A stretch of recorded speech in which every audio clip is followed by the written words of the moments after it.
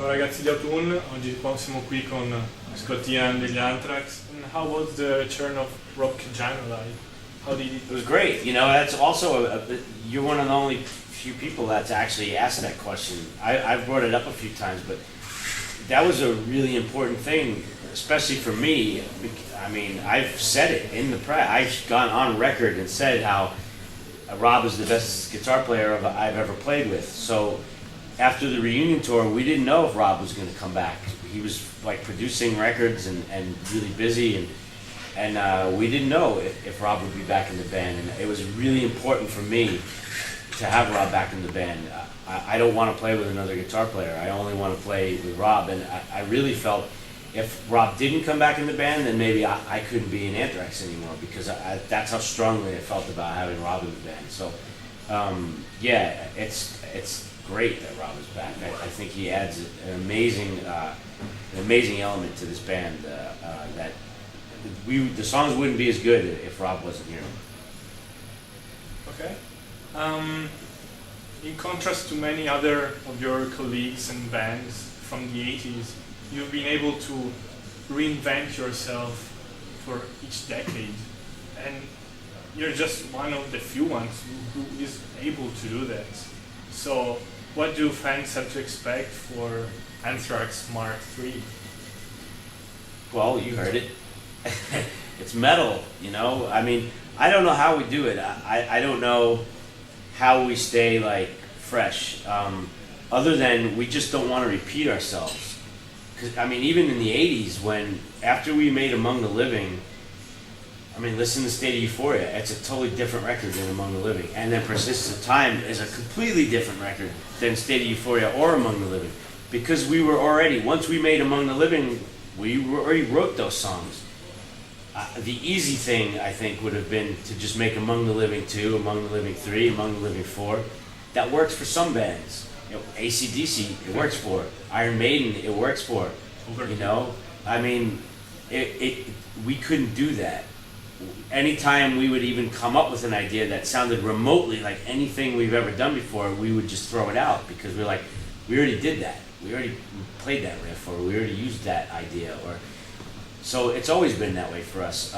I just think for us, repetition would be death. It would be the death of the band if we started repeating ourselves. So I think, and we all agree on that. We all agree that it's better to be fresh, it's better to move forward. Whether or not that's a good idea, it's the only way we can work. You know, it's really, as writers, as musicians, it's the only thing that keeps us happy and interested in still being in a band is challenging yourself.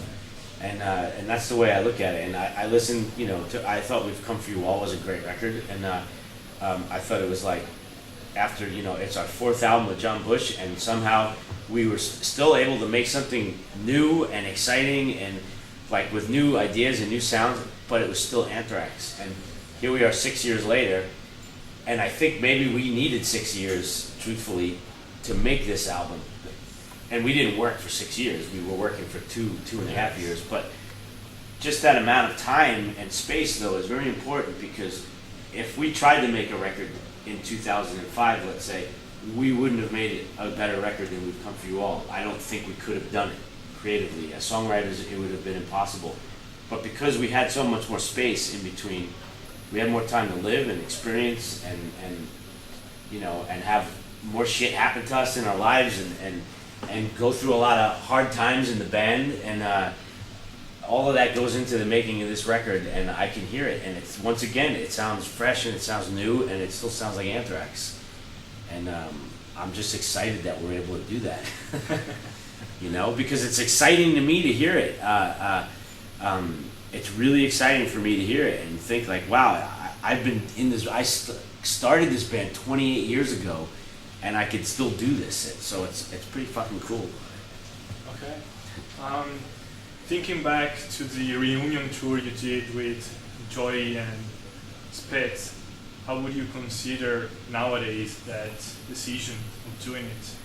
Well, it was a decision that had to be made because of the business we were in at the time, and the label we were on, and the problems we were having. It was the first time in my life personally, it was the first time where I wasn't in control of like my destiny, because we were stuck. We were stuck on this label Sanctuary in the States, and there was no way for us to move forward and make another record, because we would have never made a studio album for this label, because they just fucked us over so bad. And there was no budget to make a studio. There was just so many fucking problems, and our backs were against the wall. I mean, our manager basically told us, it's like, well, you either break up the band or we do this reunion tour, because then you can make a DVD and a live album, and then that will get you out of your deal, and you're free, and you have a clean slate, and you can move forward and do whatever you want. So it was a terrible way to have to make a decision, because we were making a decision He based... didn't depend on you. Yeah, exactly. If Belladonna did say that he didn't want to do it, so you would be... We would have okay. fucked. Well, yeah, sure, absolutely. And but once we did the reunion, and that's why John Bush was asked to be in the reunion tour, because he was part of everything that was going on. We all wanted to move forward with that lineup, but we couldn't at the time. And when John decided he didn't want to do the reunion tour, it was you know, that was a hard thing for Charlie and I to take, because we wanted John there, but he, you know, I understand he didn't want to do it. And but once we did it, and then say 2 months, 3 months of playing shows with Joey and Danny, I actually think we got really good. Like, I was surprised. Like, I felt great about playing in that band, playing those old songs with that lineup. It started to feel good, you know, and it started to feel like cool, and there was a new connection was made, you know, with Danny and Joey for me. And because I didn't talk to those guys from the time they were out of the band, I had never really even spoken to them. And Danny was like 11 years and Joey like 14 years or something. So being out there on tour with them, it made me think like, well, these two guys, you know, they were really important to me for a long time. They were a big part of my life, you know. So it kind of made sense to me at that point. Like, maybe I'm just supposed to, like this, I'm supposed to reconnect with these people.